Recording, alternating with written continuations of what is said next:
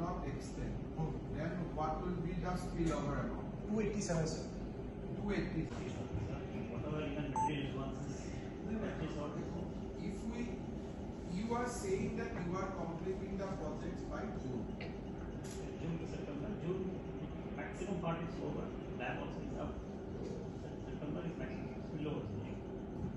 पहले आप उसको थोड़ा बताइए project and we had suggested the Brahmaputra riverfront and also this whole connection with Deeparbil and Mura Baralu and Baralu river and so this all and on the south bank we are looking at about 2.5 kilometers which under this ramp that we have and finally the bridge is already getting completed. So being that and floating water pontoons and finally all the people coming and re-engaging with the laser shows happening, lanterns.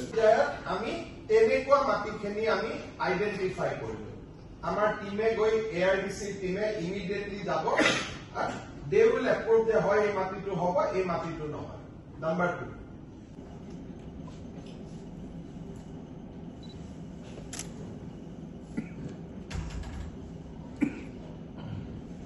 Relook now. So these are pictures from that time. Now Brahmaputra, we actually had a visit with Chief Secretary and CEO.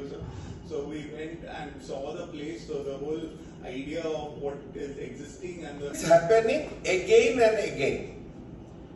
এতিয়া আমি এটা bold decisions লব লাগিব অসমত তেতিয়ালে অসমত ইন্ডাস্ট্ৰিয়েলাইজেশন নহয় মোৰ মাইন্ডত কি আছে মই প্ৰথম দুই তিনটা কথা ক'ব খুজিছো যে ধৰি ললো আমাৰ ৰঙিয়া এপল আছে কমলপুৰত আমাৰ steel authority of India limited তেওঁলোকৰ ৰবৰ বাগানছ আছে মান্দাকাটাত ৰবৰ বাগানছ আছে বাট এটা গভৰ্নমেন্টৰ কামটো ৰবৰ বাগান চলোৱা নহয় and what is the return on rubber বাগান ৰিটাৰ্ণ একো নাই কিন্তু তাত যদি আমি এটা সেমিকন্ডাক্টৰ ইন্ডাস্ট্ৰি কৰিব খেতি ফুৰিবলগীয়া হৈছে এতিয়া যদি তাত এটা আমি ইন্ডাস্ট্ৰি ষ্টেট কৰি লওঁ বাউণ্ডাৰী ৱাল আহি গ'ল তেতিয়া ল্যান্ড ইজ কমপ্লিটলি আন্ডাৰ আস সো আমি people would want to stand and see the new bridge once it's lit up and from the bridge what are the areas which will open up. So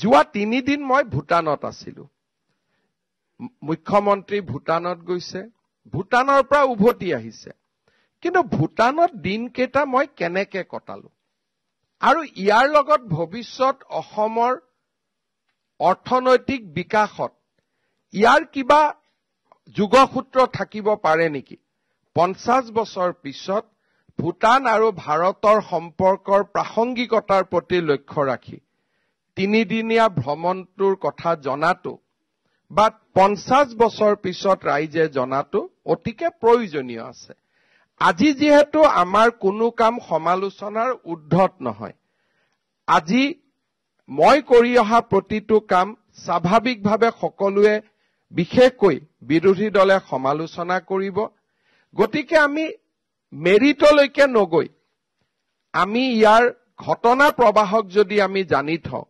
50 বছৰ পিছত আমি বহু কথা এই সময়ছোৱাত হোৱা বহু কথাক আমি আকৌ এবাৰ ইতিহাসৰ ছাত্ৰসকলে নতুন ধৰণে তাক চিন্তা কৰি চোৱাৰ সমল পাব বহু সময়ত মই অফিচত বিচাৰো যে এই বিষয়বস্তুটোৰ ওপৰত হৰথিংহৰ বক্তব্য কি আছিল প্ৰফুল্ল মহন্তই কি কৈ গৈছিল গোপীনাথ বৰদলৈ ডাঙৰীয়াৰ সিদ্ধান্ত কি আছিল আমি এই কাৰণে দেখা নাপাওঁ কাৰণ সেই সময়ত কোনেও নিজৰ ডায়েৰীখন আমাৰ হাতত থৈ যোৱা নাছিল যদি আমি কোনোবা এজন ব্যক্তিয়ে যদি ডায়েৰীখন বিশ্লেষণ কৰে তেতিয়া আমি অনুভৱ কৰিম যে কোনোবা এটা সময়ত সপ্তাহৰ 3টা দিনো মই গৃহমন্ত্ৰীক সাক্ষাৎ কৰিছো আৰু বহুত দীৰ্ঘ সময় মই তেখেতক সাক্ষাতে কৰা নাই এতিয়া যদি কোনোবাই প্ৰাসংগিকভাৱে চাই যে সেই সপ্তাহত 3 দিন গৃহমন্ত্ৰীক এজন মুখ্যমন্ত্ৰীয়ে কিয় সাক্ষাৎ কৰিলে তাৰ লগত যদি সেই সময়ৰ ঘটনাৰাজিক চোৱা যায় তেতিয়াহলে তাত দেখা পোৱা যাব যে সেই সময়ত ৰাজ্যৰ জীৱনত কিবা এটা ঘটনা হৈছিলে বা কিবা এটা ঘটনাৰ আৰম্ভণি হৈছিলে যাৰ কাৰণে মুখ্যমন্ত্ৰীজনে ঘনাই দিল্লীত যোৱাৰ প্ৰয়োজনীয়তা আছিল আজি যদি আমি ডায়েৰীত চাওঁ মই সৰু ঘটনা এটাই ক'ব পাৰো যে ডিসেম্বৰ মাহত মই গৃহমন্ত্ৰী ডাঙৰীয়াক বাৰে বাৰে সাক্ষাৎ কৰিছিলো আৰু অৱশেষত 29 ডিসেম্বৰত আলোচনাপন্থী আলফাৰ সৈতে চুক্তি স্বাক্ষৰিত হৈছিল সেই মুহূৰ্তত মই ঘনাই লগ পোৱা ব্যক্তিজন জানুৱাৰী ফেব্ৰুৱাৰী মাৰ্চ মাহত হয়তো মই এদিনো লগ পোৱা নাই অৰ্থাৎ সেই সময়ত এনেকুৱা এটা কালখণ্ড যিটো কালখণ্ডত অসমৰ ওপৰত কোনো সিদ্ধান্ত লবলগীয়া পৰিৱেশ নাই গতিকে এই ডায়েৰীখনে আমি ভৱিষ্যতৰ আৰু এখন পূৰ্ণাংগ ডায়েৰী লিখাৰ ৰাস্তা মুকলি কৰিব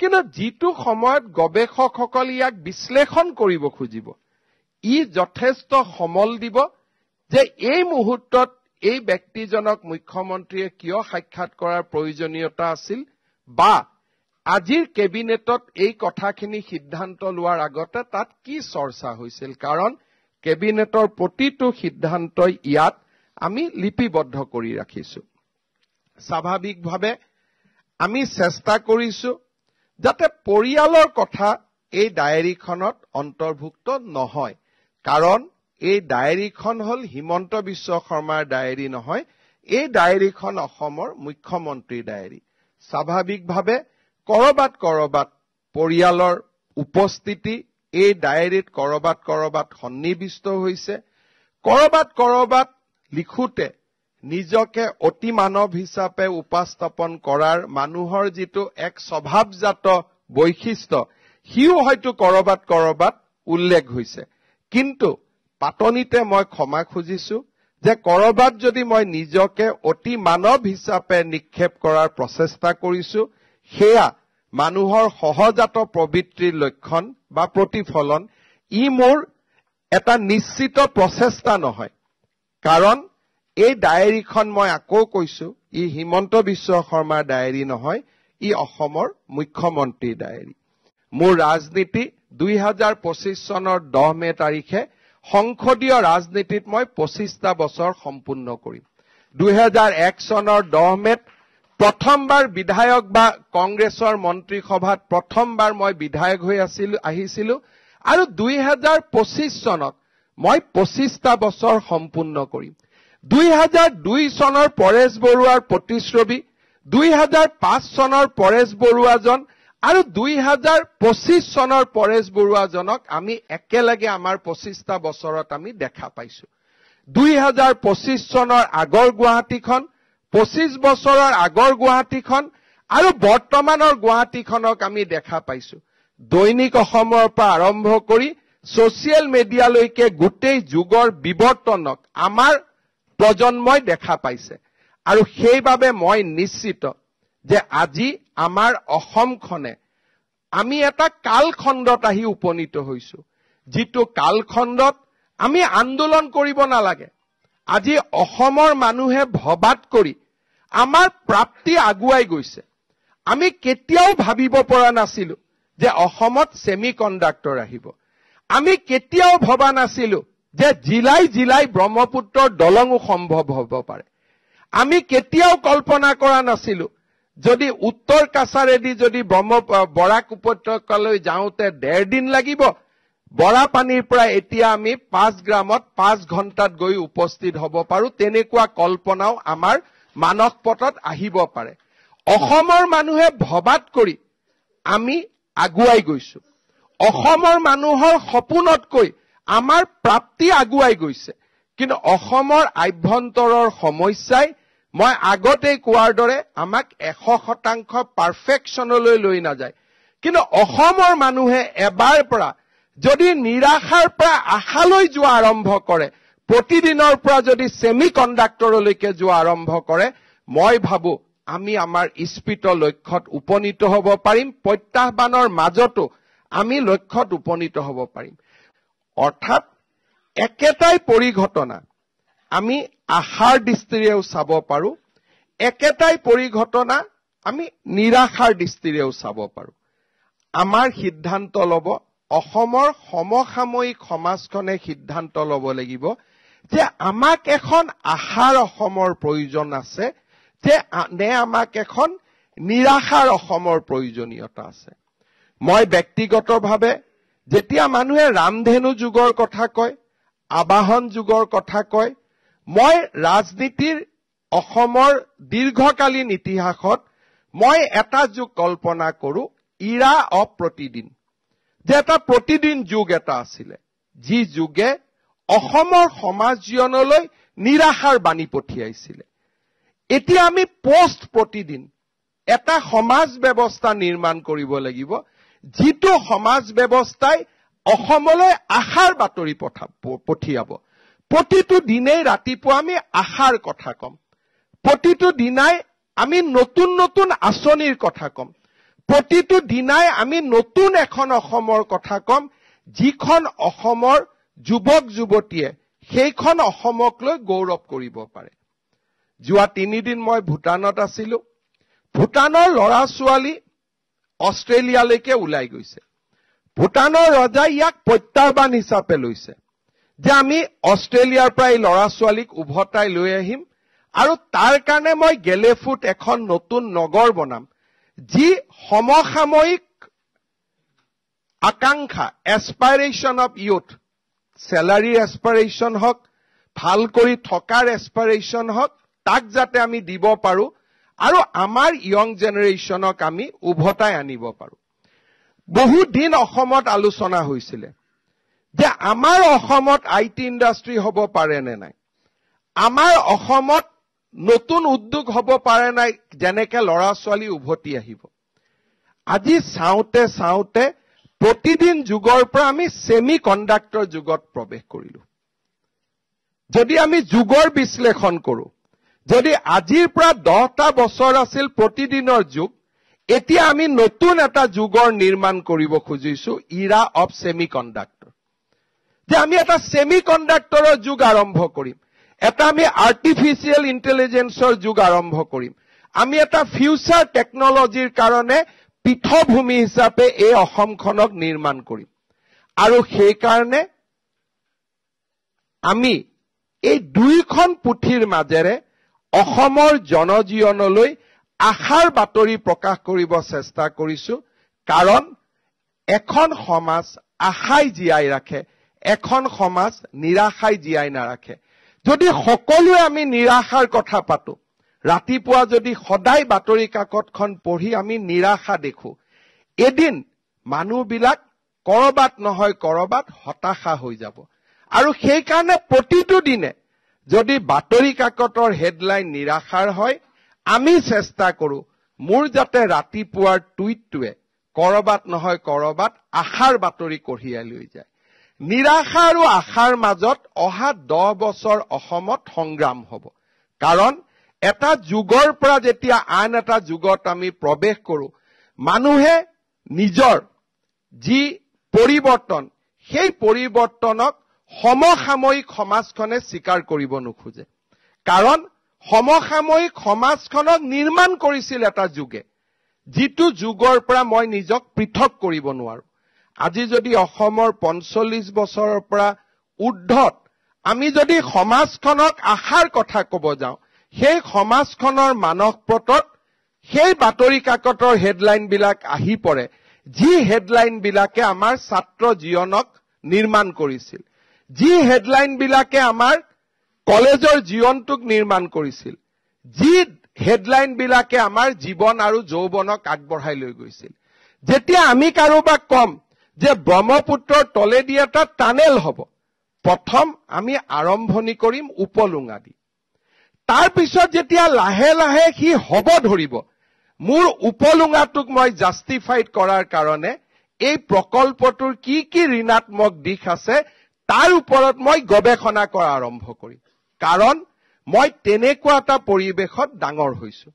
কিন্তু যেতিয়া আমি আন এখন সমাজলৈ যাম, যাৰ আৰম্ভণি নিগেটিভ হেডলাইন দি হোৱা নাই, যাৰ আৰম্ভণি ছেমি কণ্ডাক্টৰ দি হৈছে, যাৰ আৰম্ভণি ব্ৰহ্মপুত্ৰৰ ওপৰত প্ৰতি মাহত নিৰ্মাণ হোৱা নতুন দলঙেদি হৈছে, যাৰ আৰম্ভণি নুমলীগড় ৰিফাইনেৰী দি হৈছে, যাৰ আৰম্ভণি অসমৰ এইমছৰ যোগেদি আৰম্ভ হৈছে, তেওঁলোকৰ চিন্তাধাৰা এক নতুন চিন্তাধাৰা হ'ব।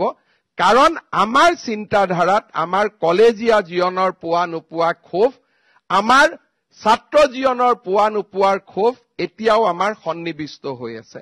আমি কোনো এটা বস্তুকে গ্ৰহণ কৰিব নোৱাৰো আৰু প্ৰত্যেকটো বস্তুকে আমি সমালোচনাত্মূলক দিশেৰে চাম। কাৰণ ইয়াৰ গোটেই চিন্তাধাৰাটোৱে হৈছে যে মোৰ শৈশৱ, মোৰ যৌৱন সেই ঋণাত্মক পৰিৱেশৰ মাজতে আৰম্ভ হৈছে। যিসমূহ মানুহে এদিন গুৱাহাটী মেডিকেল কলেজক লৈ প্ৰতিদিনে আৰ্টিকল লিখিছিল যে মেডিকেল কলেজৰ ফ্লোৰ কেনেকে বনিলে, মেডিকেল কলেজত সোমালে গোন্ধাই, মেডিকেল কলেজত সোমালে ভাল নালাগে, সেইখন মেডিকেল কলেজত যে কেতিয়াবা পেট এমআৰআই আহিব পাৰে, সেই কথাটো মোৰ জীৱন আৰু যৌৱনৰ মোৰ যি গভীৰ চাপ আছিল যে মেডিকেলত গ'লে উকটা গোন্ধ সোমায়। গতিকে মোৰ জীৱন আৰু যৌৱন মোৰ মানস পথত সি আজিও জিলিকি আছে। কিন্তু নতুন ল'ৰা এজনে যেতিয়া প্ৰথম দিনা মেডিকেল কলেজত যাব আৰু একেজন ল'ৰা যেতিয়া পশ্চিমবংগৰ এখন মেডিকেল কলেজত যাব, তেওঁ চিন্তা কৰিব যে মোৰ অসম আজি ভাৰতৰ আগশাৰী ৰাজ্য এখনতকৈ বহু আগত আছে। এই যিটো চিন্তাধাৰাৰ পৰিৱৰ্তন, মই ভাবো যে আমাৰ এই দুইখন কিতাপতে প্ৰতিদিন যুগৰ পৰা ছেমি কণ্ডাক্টৰ যুগলৈ অসমৰ সমাজ জীৱনক লৈ যোৱাৰ এটা নিৰ্দিষ্ট প্ৰয়াস আছে, এক নিৰ্দিষ্ট প্ৰচেষ্টা আছে। আৰু সেইকাৰণে এই কিতাপখনৰ প্ৰতিটো পেজতে আমি আশাৰ বাতৰি পাম। এই কিতাপখনৰ প্ৰতিটো পেজতে আমি এখন নতুন অসমৰ প্ৰতিচ্ছবি পাম, যিখন অসমত আন্দোলন নাথাকে, যিখন অসমত অভাৱ নাথাকে, যিখন অসমৰ ডেকা ল'ৰা ছোৱালীয়ে বাংগালোৰৰ পৰা ছেমি কণ্ডাক্টৰত কাম কৰিবলৈ মাতৃভূমিলৈ উভতি আহিব। আমাৰ ল'ৰা ছোৱালীক ইয়াতে আমি নিজে আমাৰ ল'ৰা ছোৱালীক বাহিৰত থৈ, আমাৰ ল'ৰা ছোৱালীক বাহিৰত পঠাই আনসকল ল'ৰা ছোৱালীক ক্ষোভিত উত্তেজিত কৰি আন্দোলনৰ পথলৈ লৈ যোৱাৰ পৰিৱৰ্তে সামগ্ৰিকভাৱে সমাজ জীৱনখনলৈ আশাৰ বাতৰি লৈ যোৱাৰ এক নিৰ্দিষ্ট প্ৰয়াস আৰু প্ৰচেষ্টা আমি ইয়াত কৰাৰ বাবে চেষ্টা কৰিছো। এইখন অসমত পাৰফেকশ্যন কতো সম্ভৱ নহয়, কিন্তু তেনে এক প্ৰত্যাহ্বানৰ মাজতো অসমত আমি এটা নতুন যুগৰ সৃষ্টি কৰিব পাৰো। আৰু সমগ্ৰ প্ৰয়াস আৰু প্ৰচেষ্টা যোৱা ৩টা বছৰত গতানুগতিকতাৰ পৰা আঁতৰি গৈ এক নতুন আশাৰ অসম সৃষ্টি কৰা, যাক মই ইৰা অফ ছেমি কণ্ডাক্টৰ বুলি ক'ব খোজো, যে আমি এটা ছেমি কণ্ডাক্টৰৰ যুগ অসমত প্ৰতিদিন যুগক পিছ পেলাই থৈ অসমত এটা ছেমি কণ্ডাক্টৰৰ যুগ আৰম্ভ কৰাৰ বাবে আমি প্ৰচেষ্টা কৰিছো। আৰু সেই প্ৰচেষ্টা এই পুথিখনৰ মাজেৰে প্ৰতিফলন হৈছে। আজি যেতিয়া প্ৰতিদিন যুগলৈ মনত পেলাম, ৪২টা গড় হত্যা প্ৰতিদিনত তাৰ প্ৰতিচ্ছবিখন মনলৈ আহিব। আৰু আজি যেতিয়া ছেমি কণ্ডাক্টৰ যুগলৈ মনত পেলাম, কাজিৰঙাত অনুষ্ঠিত হোৱা ইণ্টাৰনেশ্যনেল টুৰিজিম মাৰ্টলৈ মনত পৰিব। এই যিটো পাৰ্থক্য, এই পাৰ্থক্যটোক আমি প্ৰতিফলন কৰাৰ বাবে চেষ্টা কৰিছো, কাৰণ আমাৰ সমাজখনে দুইটা যুগকে প্ৰতিনিধিত্ব কৰে। আৰু তেওঁলোকে ৰাজভৱনত বিচাৰিছিলে কি? ৰাজ্যপালটো নাছিলেই। তেওঁলোকে কিয় তাত গৈছিল মই এইটো কথাও আজিলৈকে বুজি পোৱা নাই। য'ত গভৰ্ণৰ মণিপুৰত আছে, যদি গভৰ্ণৰজন মণিপুৰত আছে, ঘৰটোতো খালী হৈ আছিলে। গভৰ্ণৰ আছে বোলে নহয়, জোৰ কৰি গৈ তেওঁক মেমৰেণ্ডাম দিম, তেতিয়া আমি ক'লোহেঁতেন ঠিক আছে 10জন আহক, 50জন আহক, 5জন আহক, ভিতৰত লৈ গলোহেঁতেন, চাহ খোৱালোহেঁতেন, মেমৰেণ্ডাম ললোহেঁতেন। গভৰ্ণৰ নথকা সময়ত তেওঁলোক ৰাজভৱনত কিয় গৈছিল? এইটো প্ৰশ্নৰ মই উত্তৰটো বিচাৰি পোৱা নাই। যদি গভৰ্ণৰ নায়েই, তে ৰাজভৱনত আপুনি কিয় গৈছে? আৰু আপুনি গৈ পেলাই এনেকুৱা ব্যৱহাৰ কৰিলে যে তাৰ কাৰণে পুলিচে যদি কালি আপোনালোকেতো টিয়াৰ গেছৰ কথা কৈছে, যদি পুলিচে কিবা কাৰণত ফায়াৰিং কৰিবলগীয়া হলেতো, ইমান সৰু ৰাস্তা আৰু কোনো মানুহটোতো তাত প্ৰস্তুত হৈ যোৱা নাই যে ঘটনা এটা ঘটিব। গতিকে কংগ্ৰেছ দলে নিজৰ কৰ্মীসকলৰ উপৰিও সাংবাদিকসকলৰো জীৱন তেওঁলোকে এটা প্ৰত্যাহ্বানৰ সন্মুখলৈকে লৈ গৈছিলে। আৰু ময়ো জাৰ্নেলিষ্টসকলকো ৰিকুৱেষ্ট কৰিম যে আপোনালোকে এনেকুৱা, কাৰণ কংগ্ৰেছ দলৰ বিহেভিয়াৰটো ক'ত কেতিয়া কৰি দিয়ে ঠিক নাই, বহুত ওচৰত যাব নালাগে। কাৰণ ৰাহুল গান্ধী দিনাখন আহোঁতে আমি খানাপাৰাত দেখা পাইছিলো, একেটা কামেই কৰিছিল। সিদিনাখনো পুলিচ ৰেষ্ট্ৰেইন হৈ থাকিলে, নহলে সিদিনাখনো টিয়াৰ গেছ গুলী চালনা হলহেঁতেন। কাৰণ তেওঁলোকৰ গোটেই উদ্দেশ্যটো হল বেৰিকেডটো ভাঙি ভিতৰত সোমাই যাব লাগে। এটা ভিতৰত সোমাই গৈ কি পাব? ৰাজভৱনত যদি গভৰ্ণৰে নাই, ভিতৰত সোমাই লণ্ডভণ্ড কৰাৰ বাদেতো বেলেগ কোনো ৰাস্তা নাই। তেওঁলোকে যদি আমাক ক'লেহেঁতেন যে নহয়, আমি হুলস্থুল কৰিছো, কিন্তু 10 জনক আমাক ভিতৰত যাব দিয়ক, 15 জনক আমাক ভিতৰত যাব দিয়ক, 20 জনক আমাক ভিতৰত যাব দিয়ক, যদি ভিতৰত ৰাজ্যপাল থাকিলহেঁতেন আমি তেওঁলোকক মাতি লৈ গলোহেঁতেন যে আহক লগ কৰক। এটা য'ত ৰাজ্যপালেই নাই তাত তেওঁলোকে কিয় হুলস্থুল কৰি আছিল? এই প্ৰশ্নটোৰ উত্তৰ মই আজিলৈকে বিচাৰি পোৱা নাই। যে গভৰ্ণৰ নাই, তেওঁলোকেওতো জানে গভৰ্ণৰ মণিপুৰত আছে, গতিকে তেওঁলোকে তাতে কিয় গৈছিলে, ৰাজ্যপাল নোহোৱা ৰাজভৱনটোত কিয় গৈছিলে, এইটোৰ এটা মই ভাবো যে কাৰণটো বিচাৰি উলিয়াব লাগে। আৰু তেওঁলোকৰ মই যিমান দূৰ বুজো, তেওঁলোকে তাতে হুলস্থুল কৰি পুলিচক উত্তেজিত কৰি ফায়াৰিং আদি কৰোৱাব খুজিছিলে। আৰু বিষয়টো টিয়াৰ গেছতে সমাপ্ত হল। কিন্তু তেওঁলোকে, আৰু মই পুলিচকো সুধিছো পাৰ্মিশ্যন লৈছে নেকি, নহয় ইনফৰমেশ্যন দিছে যে আমি যাম, ইণ্টিমেশ্যন, পাৰ্মিশ্যন বিচৰা নাই। গতিকে মই পুলিচক কৈছো, গোটেই ঘটনাটো যিহেতু অকল কংগ্ৰেছৰ সদস্যই আহত হোৱা নাই, সাংবাদিকসকলো আহত হৈছে, সেইকাৰণে বিষয়টো তদন্ত কৰিব লাগে, এফআইআৰ কৰিব লাগে।